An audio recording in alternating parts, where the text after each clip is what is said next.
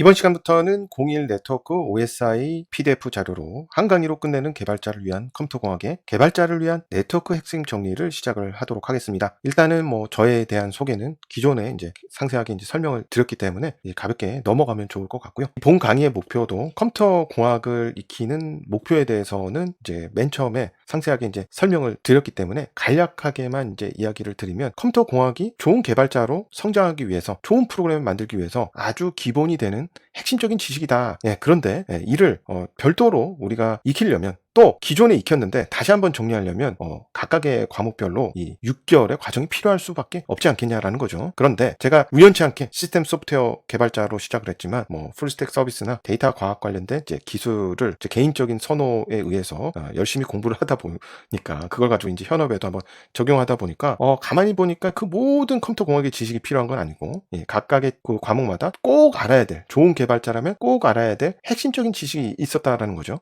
그래서 이를 압축해서 정리하는 하나의 강의로 이 본 강의를 만든 것이다 라고 보시면 되겠고, 이 본 강의는 그 중에서 네트워크에 대해서 우리가 꼭 알아야 될 부분들을 압축해서 이제 설명드리는 것이다, 이렇게 이해를 하시면 좋을 것 같고요. 아무래도 역시 이 네트워크도 운영체제와 마찬가지로 사실은 실무라기보다는 기본이 되는 이 이론 부분이다 보니까, 이론을 그냥 쭉 들었을 때 내가 어느 정도를 익혔는지, 또 내가 어느 정도를 할 수 있는 것을 목표로 할지, 이 목표가 좀 애매할 수밖에 없죠. 그래서 네트워크를 얼마만큼 잘 이해하고 있는지를 사람들이 어떻게 판단하냐 봤더니, 가만 보니까 이제 기술 면접 때는 이런 부분을 이렇게 질문을 통해서 해당 부분을 잘 설명할 수 있는지 정확하게 이렇게 판단하다라는 것입니다. 그래서 그 기술 면접에서 주로 물어보는, 네트워크 쪽에서 그 질문 리스트를 한번 제가 갖고 와봤고요. 그 리스트를 각각의 챕터마다 제가 리스트업 해드리고, 그 다음에 관련해서 이제 상세하게 이제 설명을 드릴 테니까요. 여러분들은 그 질문 리스트를 가지고 나중에 그 강의가 끝난 후에 내가 그 부분을 정확하게 이제 설명할 수 있는 것을 목표로 하시면은 조금 더 목표가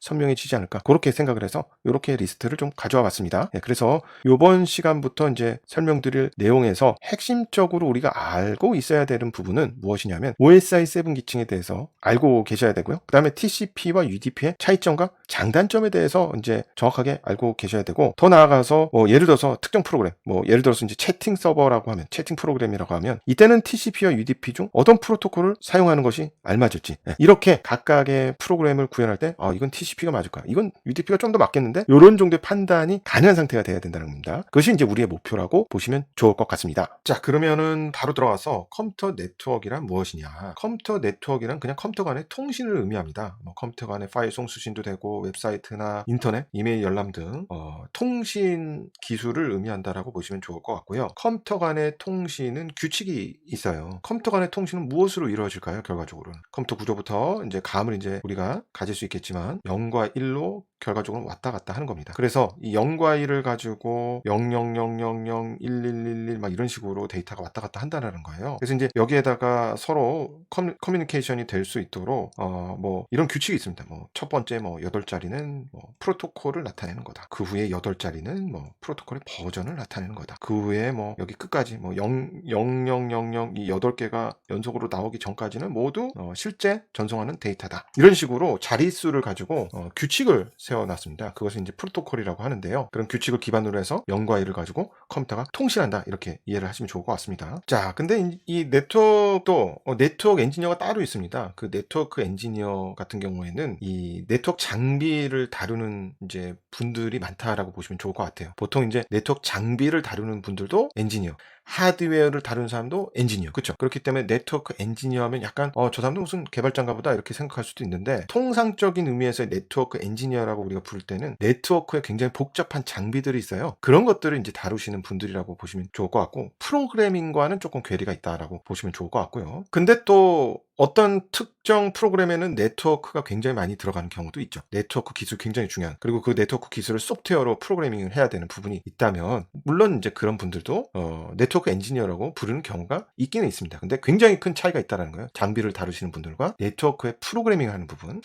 그렇긴 하지만 어쨌든 그 두 분이 다 컴퓨터 공학을 배우고, 한 분은 장비를 다루시는 분, 한 분은 개발자로 나아가신다라고 하면은, 그 두 분을 다 커버하기 위해서 이 네트워크 과목에서는 은근히 하드웨어적인 부분도 조금 다룰 때가 있거든요. 물론 이제 우리가 그런 부분을 잘 알 필요는 없지만 그중에서 딱 정리가 필요한 몇 가지, 아주 작은 몇 가지만 좀 확인해 보면 일단은 네트워크 구분을 할 수는 있어야 될 것 같아요. 우리가 이제 통상 지금 와이파이 쓰죠. 와이파이는 와이파이 랜카드라는 것을 가지고 그게 컴퓨터에 껴져 있어 가지고 통신을 하는 것인데요. 보통은 건물 안에 이 허브라는 것이 있고 그 각각의 건물의 그 방마다 거기에 이제 여러분들이 이제 노트북 같은 걸 쓰면 와이파이로 여기랑 통신을 하는 거죠. 그래서 이것은 이제 근거리 통신이라고 합니다. 자, 이게 잘 이해가 안 가면 내 노트북이 설마 직접적으로 지금 연결된 게 뭐 미국에 이렇게 연결된 건 아니에요.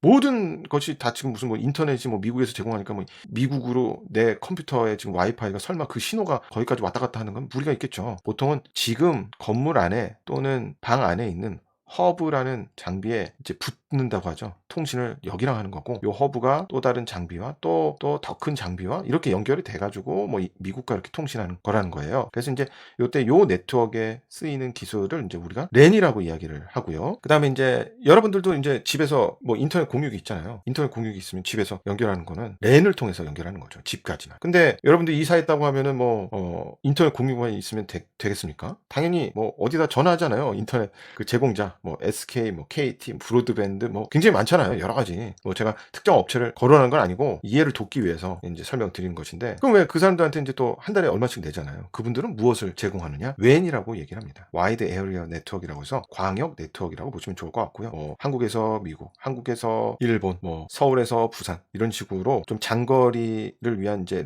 일종의 그냥 케이블이 깔린다라고 보시면 되겠는데, 이런 케이블을 연결해서 장거리 간의 통신을 서비스를 제공하는 업체라고 보시면 되겠고, 그런 업체가 쓰고 있는 것이 WAN이라고 보시면 좋을 것 같아요. 그 다음에 이제 와이어리스 로컬 에리어 네트워크도 있는데요. 이것은 그냥 랜인데 무선으로 사용하는 거. 유선 랜도 있죠. 그 차이로 알고 계시면 좋을 것 같습니다. 요 사이트의 블로그는 참고로 이 WAN에 대해서 좀 감을 가지실 수 있을 것 같아서 가져와 봤는데요. 이 사이트가 지금 웹페이지가 있긴 있는데 뭐 여러분들이 보실 때는 또 사라질 수도 있죠. 이 영상으로만 보시면 좋을 것 같은데, 뭐 예를 들어서 아마존은 자체 이 WAN을 이렇게 갖고 있다라는 거예요. 뭐 호주까지 연결하고 뭐 이렇게. 아쉽게도 19년도에는 한국에는 연결이 안 돼 있는데 요즘엔 돼 있지 않을까 이렇게 생각은 하고요. 페이스북은 그때부터 다 촘촘하게 연결이 되어 있는 것을 보실 수 있고요. 구글도 있고요. 이와 같이 이제 여러 회사들이 이 자체 WAN 서비스를 WAN 케이블을 갖고 있는 경우도 있고, 이렇게 인터넷 서비스 제공자 뭐 KT나 LG나 뭐 SK 같은 제공자가 이런 케이블을 가지고 이제 서비스를 하는 경우도 있다. 이렇게 이해를 하시면 좋을 것 같습니다. 자, 그래서 우리가 쓰는 인터넷은 어쨌든 여기에서 랜이 있고 여기에 WAN으로 장거리가 연결이 되고 또 여기서 이제 랜이 있는 이런 형태가 될 텐데요. 여기에 있는 컴퓨터와 여기 있는 컴퓨터는 이 망을 통해서 0과 1을 전달을 해요. 근데 아까 말씀드린 대로 여기에 이 0과 1을 어떤 규칙을 세워가지고 전달한다라고 말씀을 드렸죠. 그렇죠? 그래서 이제 그 부분을 우리가 프로토콜이라고 이야기를 합니다. 아, 그러면 인터넷은 뭔가 프로토콜이라는 규칙이 있대. 그 프로토콜 규칙 하나만 가지면 데이터를 송수신하겠구나 이렇게 생각할 수도 있는데요. 실제로는 하나의 데이터를 보내는데 여러 개의 규칙, 여러 개의 프로토콜을 가지고 데이터를 송수신하게 됩니다. 그래서 그 여러 개의 프로토콜이 무엇인지 또 실제로 어떤 식으로 전달이 되는지를 이해를 해야 되는데요. 자, 이 부분은 이제 집중력을 좀 높이는 차원에서 여기까지 프로토콜이라는 개념만 이해를 하고 다음 시간에 이어서 또 설명을 드리겠습니다. 감사합니다. 이번 시간에는 01 네트워크 OSI의 7페이지부터 설명을 드리겠습니다. 제가 이 자료는 이미 드리고 있기 때문에 해당 자료를 참고하셔도 좋은데, 일단은 영상에서 해당 자료를 보고 설명을 드리기 때문에 영상을 보실 때 해당 자료를 굳이 펴놓으실 필요는 없고요. 다만 이제 강의를 들으신 후에 다시 한번 복습을 하실 때는 뭐 자료만 보고 하셔도 도움이 되지 않을까 이렇게 해서 제가 드리는 것이고요. 다만 해당 내용을 그대로 자기 블로그에 또는 살짝 바꿔서 뭐 올려놓는다든지 하면은 계속해서 이런 식의 강의가 좀 어려울 수도 있고 저작권에도 이슈가 있으니까 이 부분은 좀 참고해 주시면 좋을 것 같습니다. 자, 오늘은 이제 프로토콜에 대해서 이제 조금 더 상세하게 알아볼 텐데요. 저번 시간에 말씀드렸다시피 이 컴퓨터와 컴퓨터 간에 통신하는 데는 0과 1을 가지고 통신을 하는데, 프로토콜이 하나를 가지고 이 규약으로 왔다 갔다 하는 것은 아니라는 거예요. 이상하다. 그냥 프로토콜 하나만 있으면 되지 왜 이렇게 여러 개 같나 이렇게 궁금해 하실 수도 있는데, 이 부분을 일단 제가 조금 실제 우리가 현실에서도 유사한 예제를 한번 갖고 와서 찬찬히 보면서 '아 여러 개의 프로토콜이 필요할 수도 있겠구나.' 요런 생각을 한번 해 보면 좋을 것 같아서 요 예제를 한번 갖고 와 봤습니다. 이제 저 같은 경우는 인제 책을 굉장히 많이 사 가지고 가끔 그 책을 다시 중고로 판매할 때가 있는데요. 그때 인제 판매를 하게 되면 해당 책을 편의점에다가 제가 맡깁니다. 자 그때를 한번 가정해서 어떻게 실제로 이 물건이 배송이 되는지를 한번 확인해 볼게요. 일단은 저 같은 경우에 택배 물건 준비해서 편의점에 그 물건을 갖다 주기만 하면 되는 거예요. 그러면 택배 기사분 같은 경우에 편의점에서 매일같이 해당 택배 물건만 왔다 갔다 이렇게 배송하는 분들이 계시는 거예요. 이분은 이것만 하는 거죠. 편의점에서 왔다 갔다. 그쵸? 그다음에 이를 이 택배 기사분이 물류센터에다가 이렇게 갖다 놓으면 물류센터에서는 택배 물건을 분류만 하죠. 아 이거는 뭐 제주도 물류센터, 이거는 광주 물류센터, 이거는 전남 물류센터 이런 식으로요. 그러면 여기서는 또 어떤 택배 기사분은 물류센터에서 물류센터로 물건을 왔다 갔다 배송만 하게 되는 거죠. 그쵸? 그러면 이 해당 물류센터 뭐 제주도 뭐 광주 이런 데에 도착한 제품들은 다시 거기에서 각 지역별로 이 물건을 직접 문 앞까지 배송해 주시는 분들이 이 물류센터에서 그 배송지까지만 왔다 갔다 하시면서 인제 배송을 하는 거죠. 그쵸? 자 그래서 저는 단지 이 책 하나를 발송할 뿐인데 제가 심지어 뭐 경상도에 있는 특정 집 앞에 직접 갖다 주는 것도 아닐 뿐더러 저한테 무슨 물건을 받아 가지고 설마 배송 기사분이 이 뭐 서울에서부터 경상도까지 그리고 그쪽에 문 앞까지 이렇게 갖다 주는 경우는 없다라는 거죠. 그렇지 않겠습니까? 예. 이와 같이 하나의 프로토콜로 엔드 투 엔드를 이제 처리하는 경우는 별로 없다라고 보시면 좋을 것 같아요. 여러 가지의 프로토콜이 각자 역할을 하면서 실제로 컴퓨터 간의 통신이 이루어진다라고 이해를 하시면 좋을 것 같습니다. 자 그래서 이 컴퓨터 간의 통신은 옛날부터 인제 고민이 좀 있었던 거예요. 그래 가지고 여러 가지 기능이 필요할 것 같은데 어떤 프로토콜이 필요할까를 이렇게 고민하다가 이 국제 표준화 기구 ISO에서 이름을 자기가 했다는 걸 굉장히 강조해서 그런지 OSI 7 레이어라는 것으로 아마도 이런 프로토콜이 이런 식으로 동작하면 될 거야라고 표준을 정해 놨어요. 그러니까 이거는 실제로 쓰인다기보다 네트워크에서 이런 프로토콜이 필요할 것이다라고 표준 기능들을 다 스펙을 정의를 해 놓은 거예요. 그것을 인제 우리가 OSI 7 레이어라고 이야기를 합니다. 자 이것은 인제 일종의 문서화된 이제 추상적인 여러 개의 프로토콜 스펙이라고 보시면 되겠고 실제로 우리가 지금 인터넷을 할 때 쓰는 프로토콜의 실제 모습은 약간 유사한데 완벽하게 동일하진 않습니다. 예. 하여튼 이 OSI 7 레이어를 그래도 기반으로 해서 여러 가지의 프로토콜이 만들어졌다라고 봐셔도 좋을 것 같아요. 그래서 요 스펙에 대해서 각각의 이 7개의 레이어의 역할에 대해서 우리가 알고 있고 그 7개 레이어가 무엇인지를 알아둬야 된다라고 보시면 좋을 것 같습니다. 자, 그 7개 레이어가 무엇인지 알아보기 전에 일단은 요 그림을 한번 잘 보시면요. 여기 화살표가 이렇게 있죠? 이렇게 있고 요렇게 하고 요렇게 가는 거 보이시죠? 그쵸? 아이고 요거 잘못됐네요. 자 그다음에 여기에 뭔가 이렇게 쭉 똑같이 이렇게 뭔가 쌓여 있는 것처럼 보이는 게 있죠. 그쵸? 자 여기서 이게 인제 여러분들의 응용 프로그램, 여러분들의 뭐 웹브라우저라고 보시면 될 것 같고요. 이 응용 프로그램에서 뭔가 데이터를 이렇게 전송하면 컴퓨터를 타고 가서 다른 컴퓨터에 이렇게 올라가서 다른 컴퓨터에 있는 특정 응용 프로그램에 데이터를 전달하는 것. 그것이 인제 일반적인 모델이라고 보시면 좋을 것 같아요. 그러면 실제 이때 전송하는 데이터는 요거라고 볼 수 있는데요. 이 각 프로토콜은 보통 요렇게 이루어져 있습니다. 헤더 부분이 있고요. 데이터 부분이 있어요. '아 이게 헤더 부분이 뭐가 필요한가?' 이렇게 또 생각할 수 있는데요. 이것은 요 부분을 한번 보시면 좋을 것 같아요. 우리가 인제 좀 우스개 얘기지만 우리가 택배를 보낼 때는 그냥 물건만 보내진 않아요. 그 앞에 박스로 싸 가지고 배송지 그다음에 뭐 받을 사람 뭐 보내는 사람 이런 것들을 적잖아요. 그쵸? 예. 이게 내용물은 아니죠. 이 안에 실제 내용물이 있는 거 아니겠습니까? 마찬가지로 프로토콜도 그런 정보들이 필요하다는 거예요. 프로토콜이 지금 뭐 이 레이어에서 쓰이는 프로토콜의 이 헤더 부분에 적어줘야 될 부분들이 있다. 그래서 해당 부분을 여기 데이터에 이렇게 헤더 부분을 추가해서 이렇게 데이터를 만든다라는 거예요. 여기에 적어줘야 될 내용은 각 프로토콜, 각 레이어에 해당하는 프로토콜에서 다 정의가 되어 있고 그 정의된 포맷에 맞춰서 우리가 정보를 넣어줘야 된다. 이렇게 이해를 하시면 될 것 같아요. 그 다음에 이 레이어라는 또 개념도 한번 생각을 해볼게요. 레이어는 무엇이냐면 이게 계층이라고 하는데 마치 이렇게 프로토콜 이렇게 쌓는다고 보시면 될 것 같아요. 이렇게 쌓아져 있는 거예요. 자,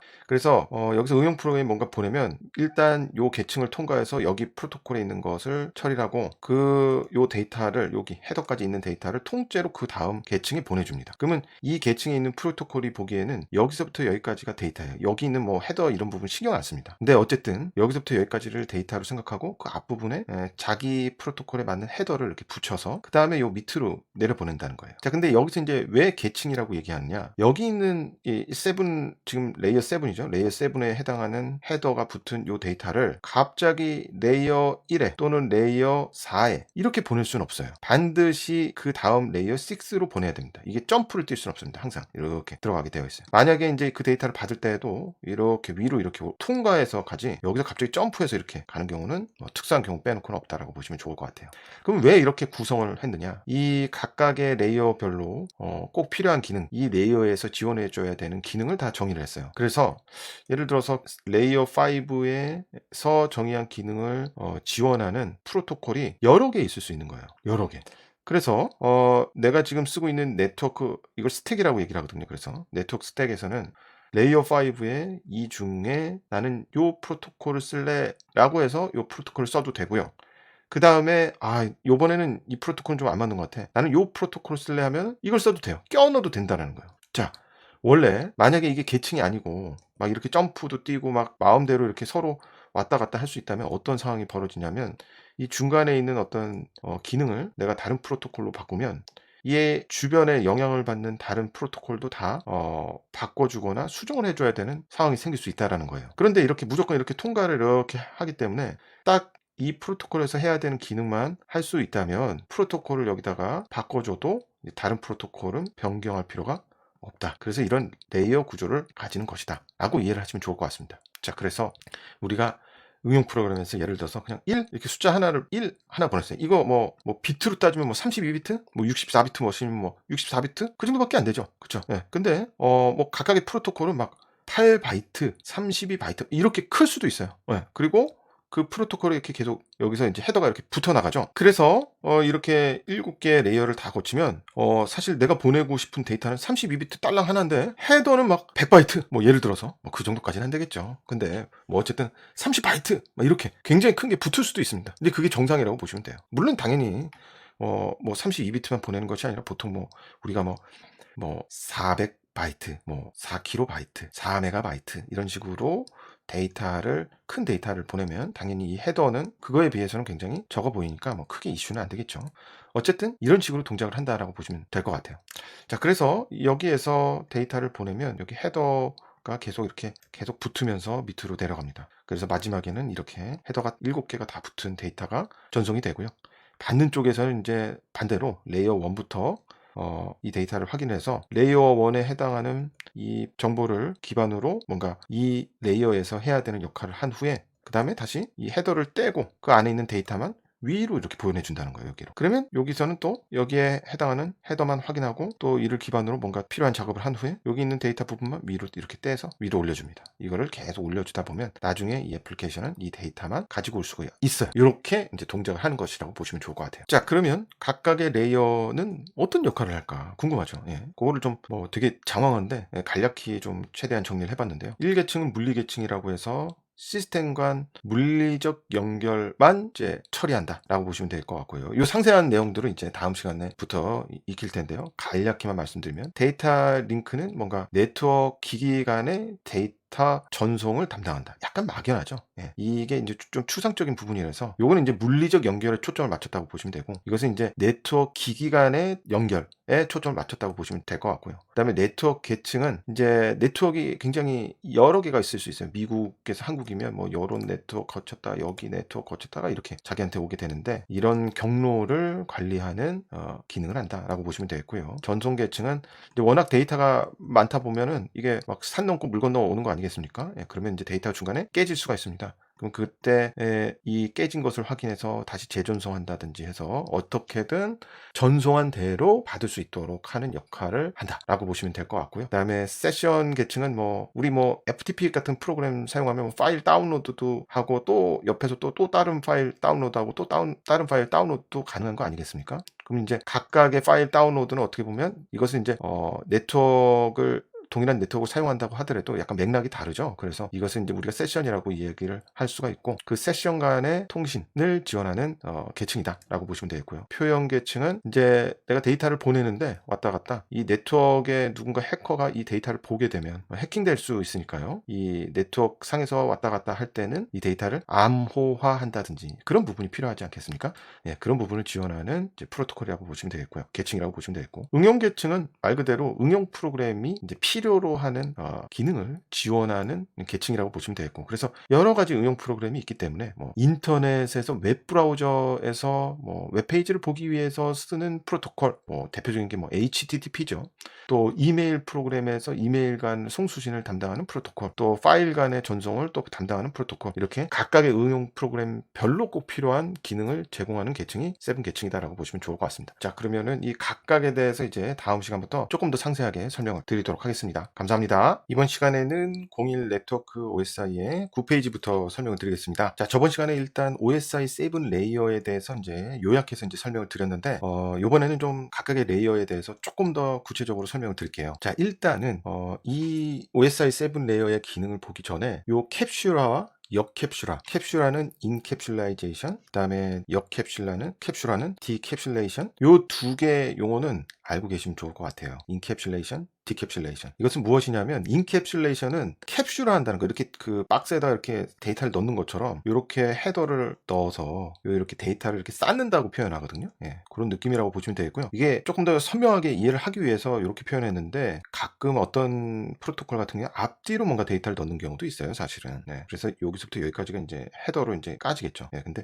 요걸 이제 넣을 때는 캡슐화라고 이야기를 하고요. 이걸 받는 쪽에서는 이제 하나씩 헤더를 까본다고 그러거든요. 헤더를 까서 확인하고 그 다음에 그 안에 있는 데이터만 위로 올려준다고 했죠. 그것을 이제 디캡슐레이션이라고 이야기를 합니다. 그래서 이 부분도 용어를 알고 계시면 좋을 것 같고, 보통 이제 여러분들 막 프론트엔드나 이런 거 하신 분들도 그렇고, 백엔드에서 REST API 같은 걸 만들어 보신 분들도 아시겠지만, 헤더 바디 이런 얘기 많이 하잖아요. 그렇죠? 예. 그래서 이제 HTTP의 헤더에 정보를 까보고 그 안에 있는 이제 실제 바디 부분은 이제 HTML 페이지가 되겠죠. 예, 이런 경우도 많고요. 그렇죠? 또는 REST API 같은 게 헤더에 잘 채워서 전송을 할 때 여기다 데이터를 여기다 넣어서 전송을 하죠. 그렇죠?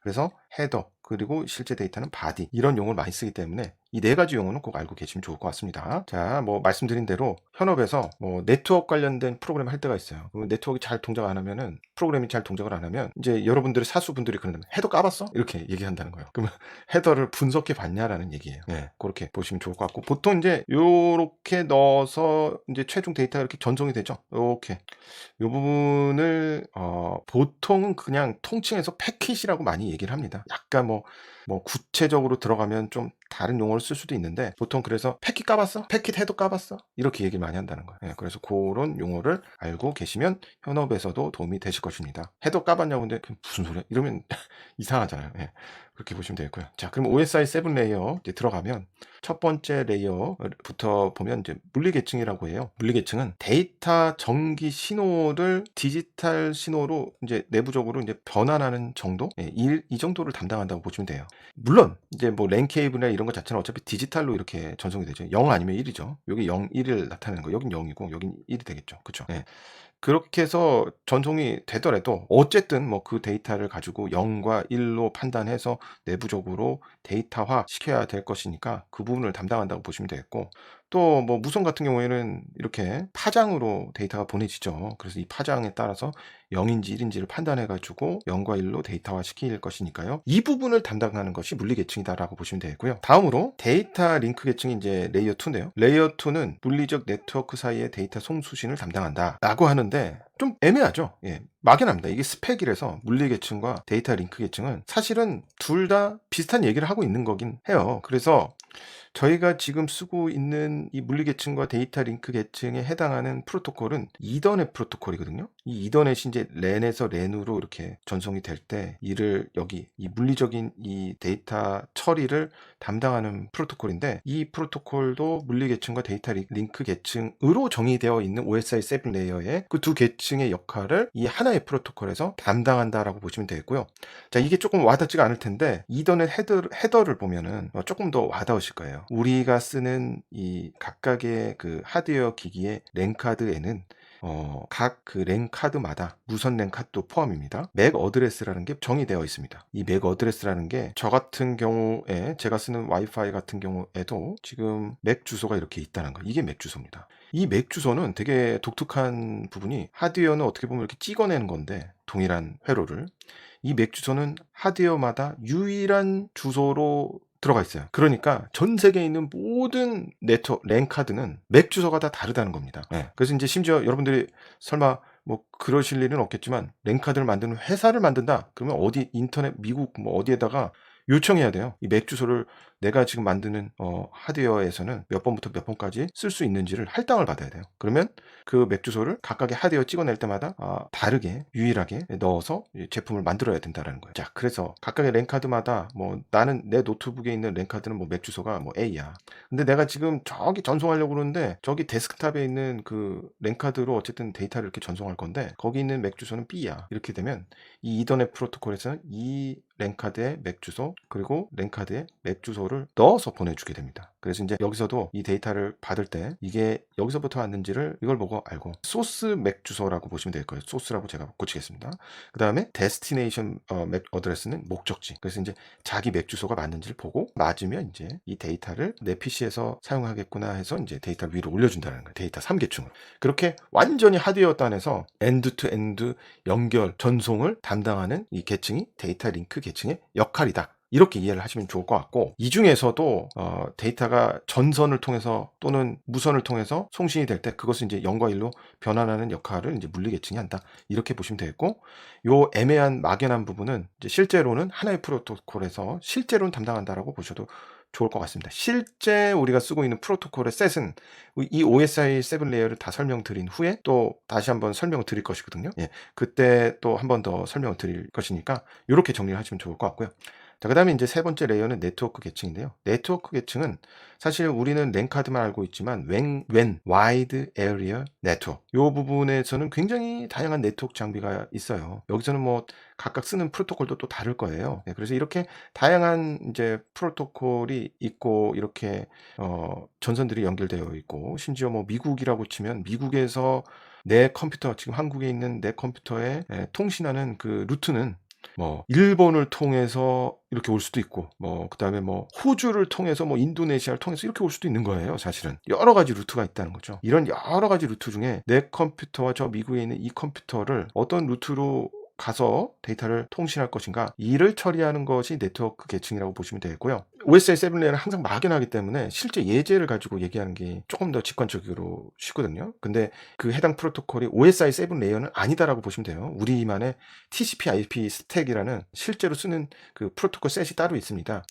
그래서 어쨌든 우리는 그 네트워크, 실제 쓰는 네트워크 스택을 많이 쓰기 때문에 그 스택에 있는 프로토콜을 가지고 OSI 7 레이어의 역할을 한번 설명하면 조금 더 도움이 될 것 같은데요. 이 네트워크 계층에 맞는 이제 프로토콜이 IP 프로토콜이에요. 이 IP, 여러분들 다 IP 있죠? 우리는 지금 다 IP가 있죠. 그렇죠? 이렇게 IP 주소 있잖아요. 그렇죠? 그래서 이 IP가 그 수많은 네트워크 루트 간에 그 루트를 거쳐서 내 컴퓨터와 저 미국에 있는 실리콘밸리에 있는 저 컴퓨터 간에 이 네트워크 전송을 담당한다라고 보시면 되는 거예요. 네, 그렇게 네트워크 계층은 방대한 네트워크 상에서 컴퓨터 간 어떤 논리적인 연결, 이 논리적인 연결이라는 게 이 주소를 가지고 있어서 구분할 수 있게끔, 그리고 이 루트를 타고 해당 컴퓨터로 갈 수 있게끔 이를 지원하는 프로토콜이 필요하고, 그 프로토콜이 이제 네트워크 계층의 역할이다라고 보시면 좋을 것 같습니다. 앞서서 이제 전체 데이터 프로토콜이 다 7 레이어까지 다 들어가 있는 데이터를 보통 그냥 통칭해서 패킷이라고 이야기를 한다라고 말씀을 드렸는데요. 정확하게 말하면 이 데이터 링크 계층 이하에 있는 그 데이터는 프레임이라고 이야기를 하고요. 데이터 프레임. 그 다음에 이 네트워크 계층까지만 있는 그 데이터 헤더까지, 네트워크 계층의 헤더까지 있는 부분을 우리가 보통 패킷이라고 많이 부릅니다. 근데 뭐 통칭에서는 그냥 어쨌든 물리적인 처리는 다 기본적으로 되기 때문에 이제 그 위에서 맨 처음 가져오는 이 데이터셋이 이 네트워크 계층에 있는 데이터다 보니까 우리가 보통 통칭해서 그냥 패키지라고 이야기를 많이 한다라는 부분도 알고 계시면 좋을 것 같아요. 자, 그러면 지금까지 OSI 7 레이어에서 이 피지컬 레이어, 데이터 링크 레이어, 네트워크 레이어를 이제 확인을 해봤고요. 그다음에 뭐 캡슐화나 역캡슐화 뭐 이런 용어도 좀 알아봤는데요.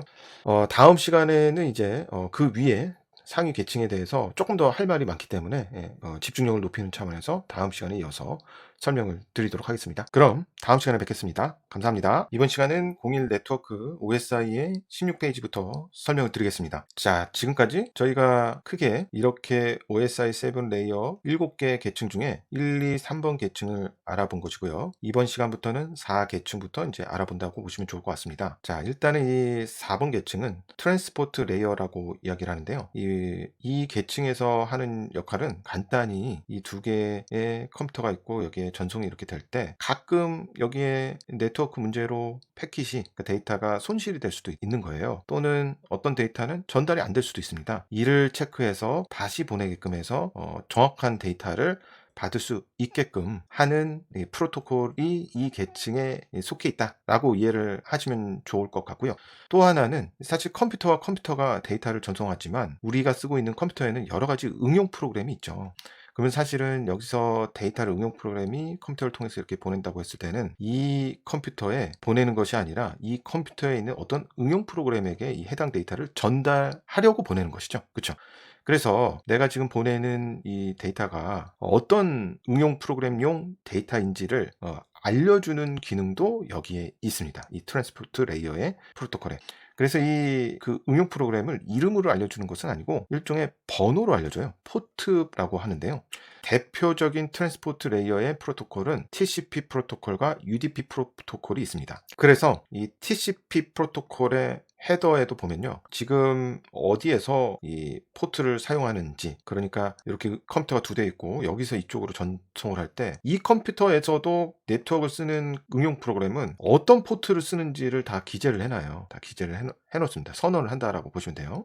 자, 그래서 어떤 포트를 쓰는 애가 보내는 거야 라는 것을 소스 포트에 적고요. 포트 번호를 적고요. 그 다음에 이 전송할 때도 어떤 포트를 쓰는 응용 프로그램에 보낼 거야 라는 숫자를 이 데스티네이션 포트에 적습니다. 그래서 이렇게 전달하면 이 데이터를 이거는 뭐 5번 포트네 라고 하면 지금 5번 포트 쓰고 있는 애 있어? 라고 이 컴퓨터에서 응용 프로그램을 확인하고 5번 포트를 쓰고 있다고 선언한 응용 프로그램에 해당 데이터를 보낸다. 이렇게 이해를 하시면 될 것 같고요. 그 다음에 이 신뢰할 수 있게 데이터가 깨지지 않고 문제 없이 보내기 위한 기능들도 여러 가지 들어가 있는데 그 중에 하나가 이게 책섬이라는 거예요. 책섬이라는 것은 약간 뭐 정의하기 나름인 일종의 뭐 계산식과 같은 것인데요. 간단하게 여기서부터 여기까지는 어쨌든 0과 1로 이렇게 이루어져 있단 말이에요. 0과 1, 0과 1, 0, 0, 0, 0, 1. 포트 번호도 다 0과 1로 표현이 되겠죠. 그러면 예를 들어서 여기 있는 책섬은 이 헤더가 깨지지 않는지를 확인하기 위해서 여기에 헤더에 적혀져 있는 것을 다 그냥 0과 1을 다 더합니다. 쭉 더하면 어떻게 될까요? 쭉 더하면 1 또는 0이 나오죠. 그렇죠? 그것을 이제 예를 들어서 여기다 적는 거예요. 다 더해봤더니 1이었어. 이렇게 적어요. 근데 만약에 이 데이터가 전송이 되다가 여기 있는 일종의 데이터들이 깨졌어요. 깨지면 뭐 1 또는 0으로 바뀌는 거죠, 사실. 그쵸? 그렇게 0과 1이 이렇게 바뀌어버리면 어느 순간 받는 쪽에서 다시 한번 이 헤더를 보고 이 책섬이 맞는지를 다시 계산을 하거든요. 다 0과 1을 더해서. 그러면 다 더해봤더니 0이 나왔어요. 책섬에 1로 적혀있는데. 그러면 어떻게 판단하느냐? 이 헤더가 깨졌구나 라고 생각해서 이제 다시 보내라는 어떤 요청을 TCP 프로토콜에 있는 기능을 사용을 해서 이 송신하는 쪽에 보내게 되어 있습니다.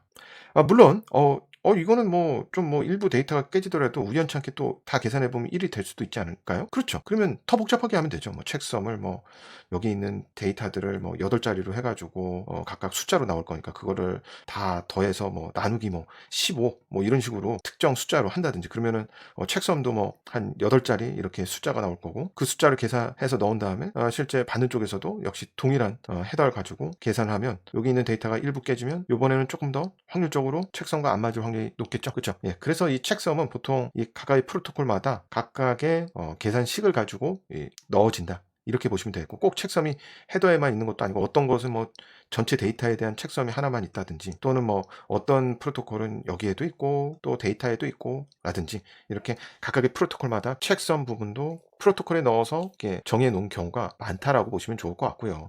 전송 계층의 프로토콜은 이런 체크섬을 통해서도 데이터가 깨졌는지도 확인하지만, 만약에 이 데이터가 안 보내졌거나 뭔가 보낸 것 같은데 안 보내졌어, 또는 뭔가 이 데이터가 깨졌어 라고 하면은 프로토콜의 특정 기능을 사용을 해서 다시 송신하는 쪽에, 야, 네가 보낸 이 데이터 깨졌으니까 다시 보내줘, 네가 이번에 이 데이터 안 보낸 것 같아, 내가 못 받았어, 다시 한번 보내줘, 이렇게 요청하는 기능. 그리고 송신하는 쪽에서도 그 TCP 프로토콜 기반으로 해서, 아, 잘못 보냈구나, 아니 또 뭐 내가 보낸 게 좀 문제가 있구나 라고 해서 다시 보내는 그런 메커니즘이 다 들어가 있다라고 보시면 좋을 것 같습니다. 이 전송 계층에 있는 TCP와 UDP 프로토콜은 굉장히 이제 개발과 연관성이 높아요. 그래서 우리가 프로그래밍 언어에서도 여기 있는 전송 계층의 프로토콜을 TCP로 쓸지 UDP로 쓸지 선택해서 데이터를 송수신하는 그런 함수들이 많습니다. 앞서서 설명을 드린 대로 이렇게 레이어로 이제 구성이 되어 있어요. 저희가 쓰는 것도 꼭 OSI 7 레이어만이 아니라 우리가 쓰는 네트워크 스택에서도 결과적으로 이렇게 레이어로 구성이 되어 있기 때문에 어떤 특정 레이어의 프로토콜, 해당하는 프로토콜을 TCP가 아니고 UDP를 쓴다든지, 또는 UDP가 아니고 TCP를 쓴다 해도 다른 계층의 프로토콜을 교체할 필요는 없이 정상적으로 이 계층에서 해야 될 역할을 하기 때문에 이 프로토콜이 정상적으로 동작하는 것이 기본적인 컨셉입니다. 네, 그래서 특정 레이어에 해당하는 프로토콜을 바꿔서 쓰는 경우도 있을 수 있다라고 보시면 되겠고, 그것이 가장 개발에서 대표적인 예가 TCP를 쓸 거냐 UDP를 쓸 거냐라고 이해를 하시면 좋을 것 같아요. 자, 그러면 TCP와 UDP는 어떤 차이가 있느냐? 이게 이제 개발적인 요소, 프로그래밍적인 요소와 관련도가 높기 때문에 네트워크 과목에 있는 TCP와 UDP는 상세하게, 아주 상세하게 우리가 프로토콜을 이해하는 차원에서도 이해를 할 필요는 있어요. 그래서 이제 이후에 제가 설명을 드리겠지만, 간단히만 여기서 말씀드리면, TCP는 연결형 프로토콜이라서요. 연결형이 무엇이냐면, 데이터를 전송하기 전에 이 두 개의 컴퓨터, 여기가 송신자, 여기 수신자라고 보시면, 이 컴퓨터가 이 TCP로 연결을 합니다. 예를 들어서 이런 룰을 갖고 있어요.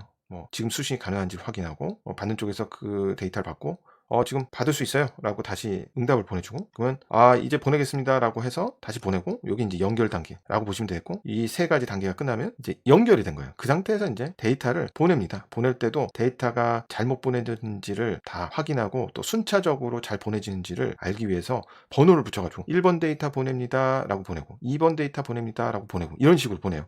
또 받는 쪽에서도 1번 데이터 잘 받았어요 라고 다시 보내요. 네. 만약에 1번 데이터를 보냈는데 이 친구가 못 받았어요. 1분 동안 있었는데, 그리고 2번 데이터는 갑자기 왔어요. 그러면 이쪽에서 1번 데이터 네가 보내야 됐을 것 같은데 나는 못 받았다, 다시 보내달라, 이런 식으로 요청을 또 줄 수도 있는 그런 메커니즘이 다 들어가 있습니다. 그래서 연결을 하죠. 그래서 연결형 프로토콜이라고 보시면 되겠고, 그 다음에 이렇게 번호를 매겨서 보내기 때문에 데이터의 전송 순서, 그 다음에 이 데이터가 또 문제가 있는지를 책상 같은 걸로 다 확인하기 때문에 데이터의 신뢰성을 보장한다 라고 이제 우리가 얘기를 하고요. 이런 기능을 갖고 있는 프로토콜이 TCP고요. 이에 반해서 UDP는 연결하는 과정도 없어서 비연결형 프로토콜이라고 보시면 될 것 같고요.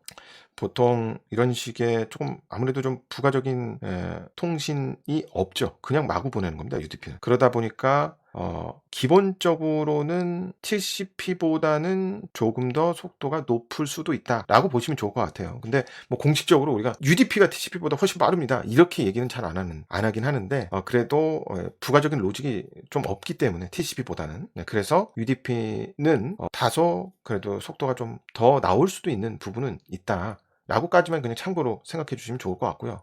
보통은 이제 속도가 빨라서 UDP를 쓰는 것은 아니고요.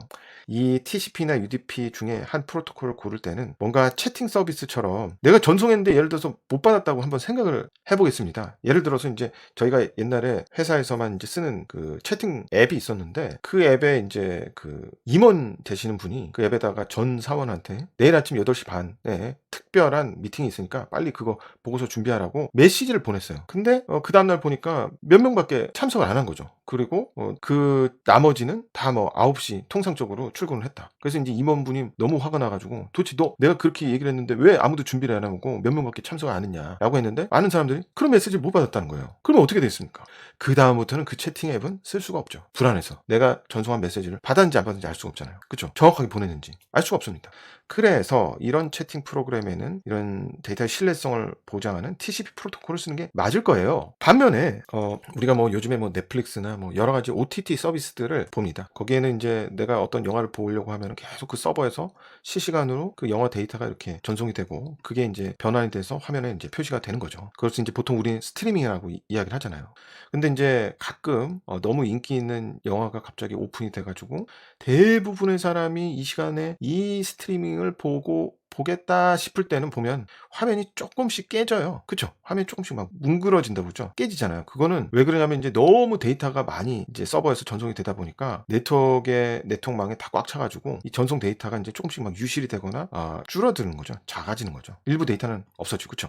그래도 우리는 뭉그러져도 이 영화를 보는데 문제가 있을까요? 없을까요? 문제가 없죠. 예, 그렇죠. 그렇다고 해서 내가 영화 깔끔하게 나올 때까지 아예 안 봐. 이런 사람도 있을 수는 있지만 그렇다고 채팅 서비스처럼 약간 뭉그러졌다. 그러니까 데이터가 결과적으로 유실됐다는 건데 일부 화면에 있는 데이터는 그렇다고 해서 아우 나 이거 이제 영원히 못 보겠어. 이렇게 하는 사람은 없다라는 거예요. 그래서 이제 이런 식으로 스트리밍 서비스 같이 데이터의 신뢰성이 조금 중요도가 좀 떨어지는 데에는 UDP를 쓴다는. TCP는 신뢰성, 그다음에 UDP는 신뢰성은 좀 중요도가 덜할 때 스트리밍 서비스 같은 그런 서비스에는 UDP를 쓰는 경우가 많다. 이렇게 이해를 해주시면 좋을 것 같고요. 뭐 말씀드린 대로 뭐 패킷이란 용어도 사실은 네트워크 계층에 있는 그 데이터만 패킷이라고 부르고 그 이하의 데이터는 뭐 프레임이라고 또 부르는데요.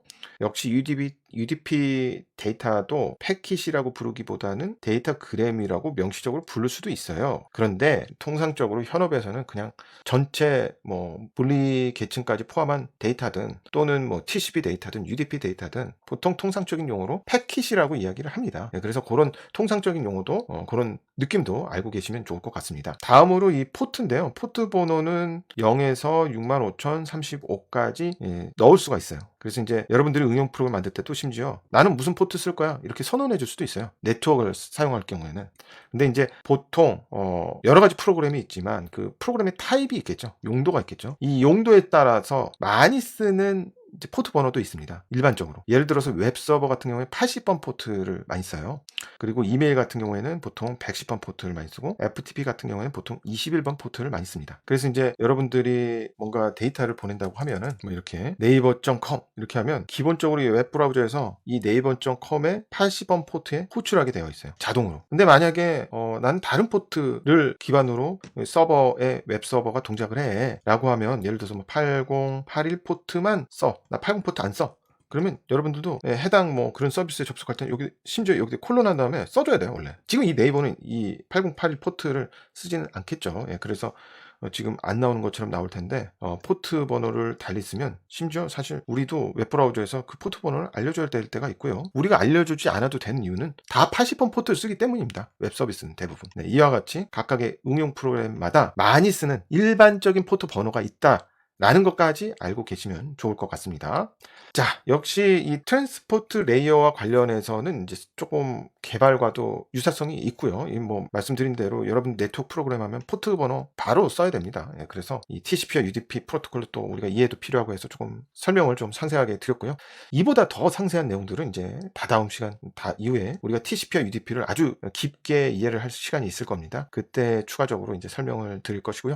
오늘은 좀 길어져서 여기까지 하고 다음 시간에 이어서 또 설명을 드리겠습니다. 감사합니다. 이번 시간에는 01 네트워크 OSI PDF 자료로 19페이지부터 설명을 드리겠습니다. 자, 다시 한번 큰 그림으로 보면 저희가 지금 OSI 7 레이어의 요 4계층까지 본 거예요. 이 나머지 3계층에 대해서 또 살펴보도록 하겠습니다. 이 나머지 3계층은 예전에 이 물리 계층과 데이터 링크 계층에 약간의 애매함이 있었죠. 모함이 좀 있었잖아요. 왜냐하면 그 역할이 사실은 두 개를 하나로 합치면 될 것 같은데 그걸 또 분리를 해놨기 때문에 이게 스펙이라서 그렇다고 말씀드렸죠. 마찬가지로 이 나머지 레이어 5, 6, 7은 사실은 어떻게 보면 그냥 응용 프로그램을 위한 프로토콜이라고 보시면 좋을 것 같아요. 그런데 이제 스펙으로 하다 보니까 이걸 5, 6, 7 이렇게 레이어로 각각을 좀 더 구분을 했다라고 보시면 좋을 것 같고요.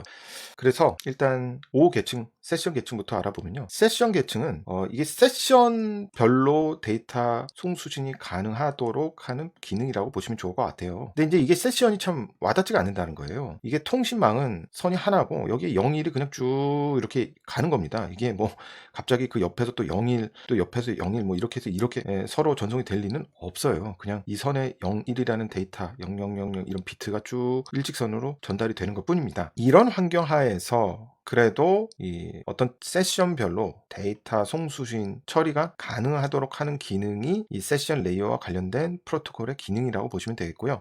이 세션이 와닿지가 않으니까 간단하게 생각해 보면 FTP 프로그램을 생각해 보시면 좋을 것 같아요. FTP 프로그램에 어떤 특정 파일을 우리가 다운로드를 걸어놓고 다운로드 계속 진행 중인데 또 다른 파일들을 내가 업로드도 할 수 있고 또 다른 파일들을 또 동시에 또 별도로 다운로드 받을 수 있잖아요. 이것들이 다 별도의 세션이고 사실은 하나의 이 데이터 망에서 이제 전달이 되는데 이를 논리적으로 구분해 가지고 여러 세션이 개별적으로 동작할 수 있는 처리를 담당한다. 이렇게 이해를 하시면 좋을 것 같습니다. 자, 그다음에 이제 레이어 6에 해당하는 표현 계층은 간단하게는 그냥 암호화라고 보시면 좋을 것 같아요. 기본적으로 네트워크망은 공개되어 있기 때문에 이렇게 0과 1의 데이터가 보내질 때 사실 이 데이터를 이 해커가 확인할 수도 있는 거예요. 근데 여기에 보내지는 데이터가 예를 들어서 아이디와 패스워드다. 그러면은 그 아이디와 패스워드를 이 해커가 가져갈 수도 있기 때문에 일부 데이터에 대해서는 좀 암호화를 할 필요가 있겠죠. 그래서 이 레이어 6 계층에 해당하는 프로토콜은 이 클라이언트와 서버에서 전송하는 데이터를 암호화하고 암호를 다시 풀어서 이 플레인 텍스트라고 해요. 암호를 푼 실제 데이터를 이렇게 변환하는 역할을 한다라고 보시면 좋을 것 같습니다. 그 다음에 이제 마지막으로 레이어 7은 응용 계층을 위한 프로토콜인데요. 응용 프로그램별로 데이터를 처리하는 데 있어서 별도의 프로토콜을 사용할 필요가 있는 경우가 있다는 거예요. 대표적인 것이 바로 HTTP입니다. 그래서 우리가 여기에다가 웹브라우저에 주소를 적을 때도 HTTP 콜론 이렇게 적잖아요. 이게 HTTP 프로토콜을 쓰겠다라는 이야기예요. 그래서 이 HTTP 프로토콜과 같이 응용 프로그램 레벨에서 뭔가 데이터 처리를 위한 프로토콜들이 위치하는 곳이 여기다 라고 이해를 하시면 좋을 것 같습니다. 자, 그러면 지금까지 OSI 7 레이어의 각각의 레이어에 대해서 어느 정도 이해를 해봤어요. 딱 이 정도까지만 이해하시면 충분하고요. 자, 말씀드린 대로 OSI 7 레이어는 일종의 스펙이에요. 네트워크 컴퓨터와 컴퓨터 간에 통신하는 데에서는 이 정도의 레이어 구조를 가지고 각각의 레이어가 이런 역할들을 하면 좋겠다라는 것은 이제 문서로 정해 놓은 것이고요. 실제로 이에 맞춰서 프로토콜이 만들어진 것은 아니고요. 이런 스펙이 있는 동안에 또 다른 쪽에서는 인터넷이 이제 서서히 이제 네트워크 컴퓨터 간의 이제 통신이 조금씩 활발해지기 시작하면서 여러 가지 프로그램이 개발됐어요. 프로토콜도 프로그램입니다. 코드를 작성해요. 이게 리눅스의 예를 들면 리눅스에도 네트워크 스택 코드가 한참 있습니다. 실제로 이 네트워크 스택에 있는 각각의 프로토콜을 한번 제가 코드 레벨로 분석을 해본 적이 있는데요. 다 코드로 구현이 되어 있다라고 보시면 좋을 것 같아요. 데이터 신호만 그냥 이더넷 카드에서 얻어서 그 다음부터는 다 코드로 이 프로토콜을 해석하고 처리하고 이렇게 되어 있습니다. 자, 그래서 이런 여러 가지 이제 기능들이 개발되면서 여러 가지 프로토콜이 나왔고요. 이런 프로토콜이 이제 활성화되면서 이런 프로토콜을 기반으로 해서 전 세계에 있는 컴퓨터들이 이제 연결되기 시작했고 우리가 이제 이런 네트워크 기능이 활성화된 것이 바로 인터넷이죠. 인터넷. 우리가 지금 쓰고 있는. 자, 그래서 인터넷은 TCP/IP 모델이라고 하는 네트워크 스택을 쓰고 있습니다. 이 네트워크 스택은 역시 레이어로 이루어져 있고요. OSI 7 레이어와는 달리 4개의 레이어로 이루어져 있어요. 그 각각의 레이어에 대해서 가볍게 비교하면서 알아보면 첫 번째 계층이 네트워크 액세스 레이어인데요. 여기서 하는 역할은 데이터 링크 레이어와 OSI 7 레이어로 비교해 봤을 때 물리 계층이 하는 역할을 둘 다 한다. 이렇게 보시면 될 것 같아요. 전기 신호를 데이터로 바꾸고 그다음에 그 하드웨어 간의 연결을 이제 관리한다라고 보시면 될 것 같아요. 대표적인 TCP/IP 모델에서 쓰는 프로토콜, 네트워크 액세스 레이어에서 쓰는 프로토콜은 이더넷 프로토콜이고요. 우리가 노트북이나 뭐 데스크탑에는 랜카드 또는 와이파이 랜카드 같은 게 껴져 있어요. 들어가 있어요. 그 하드웨어가 이제 동작하기 위해서 쓰는 프로토콜이 바로 이더넷 프로토콜이라고 보시면 되겠고요. 그래서 이제 하드웨어 간의 연결점을 관리하기 때문에 하드웨어를 구별해야 돼가지고 예전에 말씀드렸지만 맥 어드레스를 쓴다라고 말씀을 드렸죠. 각 하드웨어마다, 각 랜카드마다 다른 값을 가지고 있는 맥 어드레스를 가지고 하드웨어와 하드웨어 간의 연결을 관리한다. 이렇게 이해하시면 좋을 것 같고요. 그다음에 이제 그 다음 계층이 인터넷 레이어인데요. 여기는 이제 방대한 네트워크 상에 있는 컴퓨터를 구분하는 거죠. 무엇으로 구분하느냐? IP 주소로 구분한다. 라고 보시면 되겠고요. 대표적인 프로토콜이 IP와 IP 버전 6가 있습니다. 이 부분에 대해서는 이후에 조금 더 설명을 드릴 예정이고요. 그 다음에 이제 트랜스포트 레이어에서는 TCP와 UDP 프로토콜을 쓰고 이 부분에 대해서는 저번 시간에 조금 더 상세하게 설명을 드렸고요. 이 두 가지 레이어는 거의 역할도 똑같고 계층도 똑같죠. 그렇죠? 그 다음에 이제 그 애플리케이션 레이어 하나만 있어요. 이 세션 계층, 표현 계층, 응용 계층이라는 것이 어쨌든 응용 프로그램을 위해서 좀 존재하는 프로토콜일 수가 많죠. 사실 응용 프로그램이 암호화가 필요하기 때문에 표현 계층의 기능이 필요하고, 응용 프로그램이 FTP처럼 세션이 필요하기 때문에 세션 계층의 기능이 필요한 거죠. 그래서 이를 이렇게 레이어별로 나누지 않고 애플리케이션 레이어 하나만 존재하고, 거기에 이제 해당되는 프로토콜이 대표적으로 HTTP, FTP, DNS, POP3, SMTP 이런 여러 가지 프로토콜이 있습니다. 이 각각의 프로토콜에 대해서는 이제 이후에 저희가 한 번씩 정리를 한번 간단히 해볼 예정이고요.